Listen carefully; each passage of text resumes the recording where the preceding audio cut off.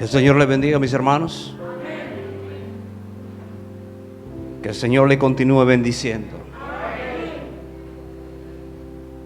Qué bueno es el Señor que nos permite estar aquí en este lugar, compartiendo, bendiciendo su nombre, bendiciendo nuestras vidas. En esta mañana fresca, no sé si es por el aire o por la temperatura normal. Bendito es el Señor. Pónganse sobre sus pies.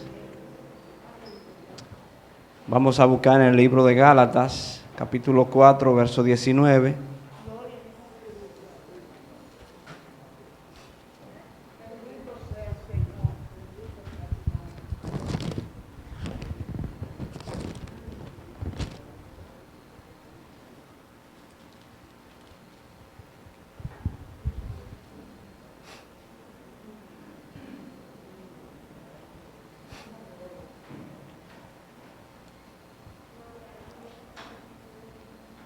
O vamos a leerlo desde el 18. Dice, amén.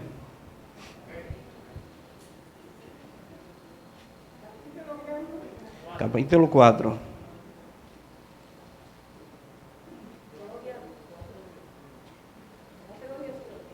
Sí. Leemos. Bueno es mostrar celo en lo bueno siempre, y no solamente cuando estoy presente con vosotros, hijitos míos, por quienes vuelvo a sufrir dolores de parto hasta que Cristo sea formado en vosotros. Quisiera estar con vosotros ahora mismo y cambiar de tono, pues estoy perplejo en cuanto a vosotros. Amén. Gracias, Padre Celestial, por tu palabra. Ellas son fieles, ellas son espíritu y son vida. Tus palabras nos dan vida, Señor. Nos ayudan a recobrar el aliento, nos inyectan esa vitamina que necesitamos para seguir hacia adelante. Bendice a este pueblo a través de ella. Amén y amén. Bendecimos al Señor.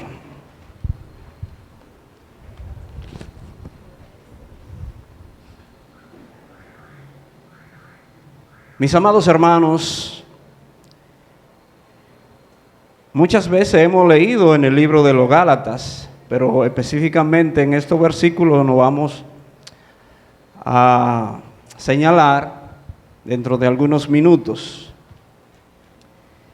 Mis amados hermanos, si nosotros nos ponemos a comparar algunas de las enseñanzas del Señor con esto que Pablo habla aquí, podríamos decir o podríamos pensar en qué tierra cayó la palabra del Señor en boca del hermano Pablo para los Gálatas. Y me refiero a cuando el Señor dijo que cuando el sembrador salió a sembrar, algunas de las palabras cayeron, o de las semillas cayeron en espino, en otro en terreno pedregoso y otra en buena tierra. No sé cómo usted calificaría en qué tierra cayó en los Gálatas. Porque observando lo que Pablo escribe, Pablo estaba un poco incómodo. Ya hemos leído muchas veces y no nos cansaremos de leer el libro de los Gálatas. Porque Pablo dice que él volvía a tener dolores de parto hasta que el Señor fuese formado en ellos. Y que él desearía cambiar de tono, porque él estaba perplejo de lo que estaba ocurriendo con ellos. Mis amados, a veces La gente se cansa de hacer algo y no ver resultado. Yo creo que Pablo tenía un carácter fuerte y tenía decisiones firmes y no desmayaba. Porque si usted pone quizá un negocio, y a veces hasta con los hijos, uno dice quizá hasta de palabras, de la boca para afuera, estoy cansado de decirte lo mismo. Y no veo resultado por cuanto no ha obedecido. Señores, como humanos que somos, muchas veces la gente se desalienta al no ver el fruto que se busca. Y Pablo utiliza una palabra que yo lo puedo imaginar así como el apóstol Pablo lo podía imaginar, porque siendo hombre no podía dar a luz un niño, ¿verdad? Y él utiliza esto de manera metafórica, vamos a decirlo, o con el ejemplo de las mujeres cuando dan a luz, más en aquella época, porque ahora por cualquier situación es una cesárea, ¿verdad? Pero cuando hay dolor de parto, que hay fuentes que se rompen, que hay sangrado y un dolor insuperable, que se soporta porque hay que soportarlo ya, ¿verdad? Y que trae a luz y trae a la vida una criatura. Creo que el apóstol Pablo no encontró otra palabra semejante por la cual mencionar el dolor máximo que quizás se podría sentir. Y es necesario para una mujer en esa época ya, cuando llegaba el tiempo de dar a luz. Era inevitable. Y es tan fuerte que muchas mujeres en el acto mueren y también su criatura. Y Pablo utiliza esta palabra para que nos imaginemos y para que ellos pensaran el dolor que estaba sufriendo él por causa de ellos, para que el Señor sea formado en su vida. Y cuando hablamos de una forma o de formar, no estamos hablando de la apariencia física del Señor. Porque posiblemente no, Pablo no conoció en persona al Señor de manera física, aunque sí puedo decir, no sé cuántos años de diferencia, pero eran contemporáneos, puesto que Pablo nació en Tarso, en lo que hoy llamamos Turquía, en esa región, y el Señor en Belén de Judá, y se crió allí. Estaban muy distantes, pero Pablo era hebreo de hebreo, fariseo de fariseo. En cuanto a la carne, era circuncidado al 8º día, fue un judío o un hijo de Benjamín, nacido fuera de Jerusalén, pero conocedor de la palabra y criado, educado bajo los pies de Gamaliel. Pablo conocía la palabra, conocía lo que era sufrir por el Señor. Y le vuelvo y le repito, mis amados, yo he visto muchos negocios que lo cierran porque no hay resultado. Y aunque esto no es un negocio en el sentido económico, sino más bien espiritual, de que la persona tuviera un cambio diferente, la gente a veces se cansa. Es más, hay una enseñanza en la palabra del Señor que habla de una viña o de una mata, que el Señor, el dueño de la viña, determinó cortar esa mata. Usted lo ha leído, ¿verdad?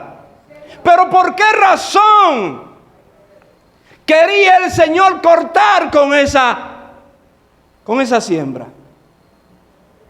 ¿Alguien me puede decir? Porque no daba fruto. 3 años ya. Pues entonces tiene coherencia lo que estoy diciendo, relacionando una cosa con otra. Pero el que cuidaba dice, dale un tiempecito más, vamos a abonarla. A ver si da resultado. Esto no dice que el Señor tiene paciencia con uno, mis amados.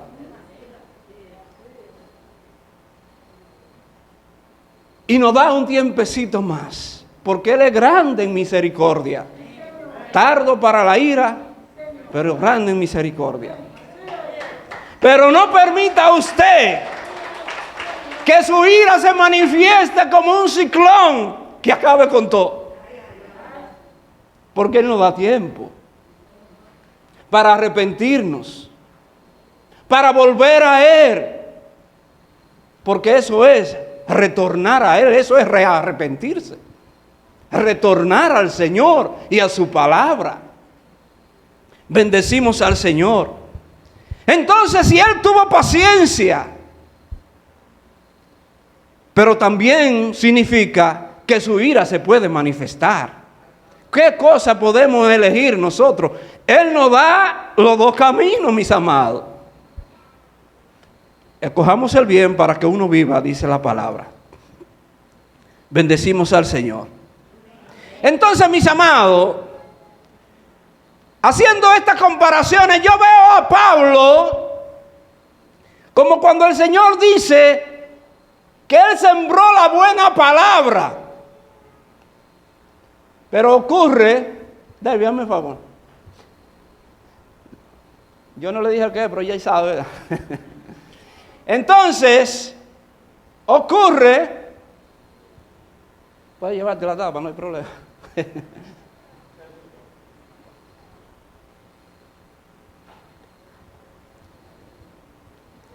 Que cuando Él siembra la buena semilla, dice el Señor que alguien, el ladrón o el maligno, siembra cizaña. ¿Cuál sería su reacción cuando usted siembra la buena semilla y otro siembra la extorsión o siembra la mala palabra? Yo no sé si usted se sentiría conforme o cuando usted tiene una cosecha y se le mete a unos animales le acaba con todo. Solo por decirlo así, pero siempre queda algo, ¿verdad? Vaya usted al campo y observe. Antes habían lo que le llamaban alcalde pedáneo, que le dicen, lo que usaban un puñal. Y cuando a usted le acababan con el sembrado, esa era la persona encargada de cuantificar los daños y cobrarle al dueño del animal que le hizo el daño. Porque usted no se iba a quedar así, porque ese era su esfuerzo, esa era su labor, ese era su trabajo, esa era su dedicación, su ahorro estaban metidos allí. Bendecimos al Señor. Y a esta iglesia o iglesias, porque Pablo era una provincia romana y había muchas iglesias. Y cuando Pablo llega a ese lugar, dice que estaba enfermo. Me parece que en los versículos anteriores dice eso. Y aunque ellos quizás, pensó Pablo, quizás se hubiesen tentado a rechazarlo por su condición de enfermedad. Pero Pablo dice que no lo hicieron así, sino que lo recibieron y lo vieron en él como a un ángel. O como al mismo Señor.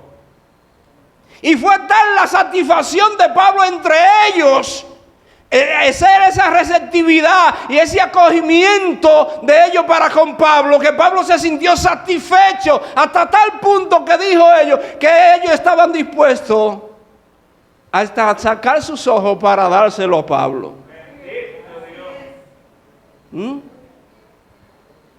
No literalmente, mis amados, pero eso es como una hipérbole, una exageración de decirlo tan dispuestos que ellos estaban para servir y ser servidos en el Señor allí uno con otro. Mas sin embargo, después ellos se desviaron del camino. Y Pablo dice que él estaba asombrado. Y por esa situación era que él estaba sufriendo dolores de parto. Porque redundando y poniendo brevemente todo esto, era lo que pasaba en la mente de Pablo. Después que todo lo que hemos dicho, de los sembrados, de la cosecha, y que todo se te vaya a pique, como uno dice. El desaliento puede llegar, mas sin embargo Pablo quiere que el Señor sea formado en ellos. Alabo al Señor por el apóstol Pablo, porque como dicen en el argot boxístico, cualquiera tira la toalla, porque ante tantos golpes y no corresponder en un momento dado con la buena enseñanza de la verdad del Evangelio, cualquiera coge el monte, dicen por ahí. Señores, pero nos dejan claramente enseñado que uno debe de persistir en hacer el bien, de sembrar la palabra. Mis amados, a cualquiera se le viene el mundo abajo, como dicen. Y yo le he dicho esto en otras ocasiones, y lo dije en familia ahora en diciembre, que cuando uno tiene su sembrado y su cosecha, ahí está todo el futuro de un agricultor. ¿Quiénes han tenido parcelas de arroz, de cacao o de lo que sea? Y se le va todo a pique. Yo le contaba que mi tío y un hermano mío tenían una siembra de arroz cerca del río. Dirían, ¿y por qué siembran cerca del río? Antes lo hacían así, porque esa era la forma de irrigar la tierra y tomar agua de ahí. El que podía, porque había otros que la llevaban a través del bombeo, hay lo que le llaman goteo hoy en día. Entonces, había un tiempo de lluvia muy difícil y se decía que podía venir más. Y él, asustado en su creencia, él le promete a la Virgen María que le iban a dar una copa que iban para una iglesia que iban a hacer o un templo. Yo se lo he dicho esto anteriormente, pero vuelvo y se lo repito. Entonces, la copa era para el vino y estaban construyendo el templo. Y él dice, Virgen de Altagracia, si no viene una lluvia tan grande que el río crezca y nos lleva a la siembra, nosotros te vamos a dar la copa. Esa fue la promesa. Entonces, ¿qué ocurre? Llegó una lluvia que se llevó todo. Y dijo, tú vas a coger copón, Virgen de la Altagracia. Tú vas a llevar el copón, como quien dice. Irónicamente, él está diciendo eso. Entonces, mis amados, lo que le llevo y le estoy recalcando es que cualquiera se desanima. Y las promesas a veces se vuelven nada. Mis amados, no sé qué tiempo me queda ya. Entonces, ¿qué ocurre? Que si ponemos a pensar, hay personas que nos dan más dificultad para el crecimiento que otros. Simplemente por la aplicación de unos y otros, por la dedicación, por el énfasis que ellos le ponen, el empeño a lo que ellos desean. Y muchos, porque otros le introducen otra cosa diferente a lo que se le ha dicho, siempre y cuando sea correcto, como Pablo dice, que era bueno ser celoso en cuanto a lo que era bueno. Pero que aquellos que le estaban introduciendo querían hacer que lo celaran a ellos. Eso es lo que quiere decir. Amén. Entonces, mis amados, si nos vamos en comparaciones, la iglesia de los filipenses, los hermanos de allí eran diferentes a esto. Porque aquello no había que decirle mucho para entrar en el surco del Señor. Estaban firmes en la palabra del Señor. Hasta tal punto que las palabras de Pablo a los filipenses eran diferentes a las de los gálatas. En un momento dado Pablo le dice así: así que, hermanos míos, amados, y no simplemente eran palabras, era una realidad, y deseado, gozo y corona mía. Ese está firme en el Señor, amados. Entonces, oiga lo que él dice: amados y deseado, gozo y corona mía. Pero a los gálatas en un momento dado le dijo: gálatas insensato, ¿quién os engañó? ¿Quién hay una palabra, lo fascinó? Y la connotación de esa palabra en esa época y otra, aunque hoy sea diferente, era: ¿quién te embrujó? ¿Quién te hechizó? Hoy en día, cuando algo le gusta, dice: estoy fascinado. Pero usted le está dando otra connotación hoy en día al origen de la misma. Antes, ¿quién te embrujó? ¿Quién te cegó? ¿Quién te ha nublado? ¿Quién te ha engañado? Porque hasta una tienda, el encanto. ¿Quién te encantó?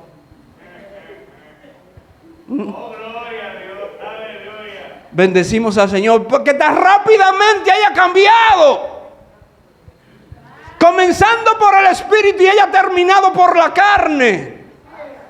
Y yo le decía a mi hijo en un momento dado que cuando la Biblia habla de carne no simplemente se refiere al cuerpo, sino a la mente, al cerebro, porque realmente este cuerpo no hace nada si mi mente no le ordena. Incluso la Biblia dice que el cuerpo es el templo del Espíritu. Se dice que de los mensajes o de la predicación, de la exponencia, solamente se queda quizá un 10 o un 5% en la mente de la gente. Por eso trato de ser un poco breve, yo no sé. Entonces, ¿qué ocurre? Bendecimos al Señor, que no todo se queda, pero hay algo que se quede. Aquí vino un predicador que habló de esto y a mí se me quedó. Pedro Julio Fernández, que se llama.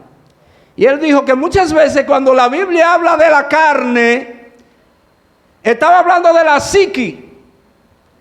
Que ahí decía psíquico. ¿Ustedes recuerdan eso? Y yo lo busqué eso. Y tenía razón. Porque muchas veces yo me hago la pregunta, porque nos equivocamos en las predicaciones, porque somos humanos.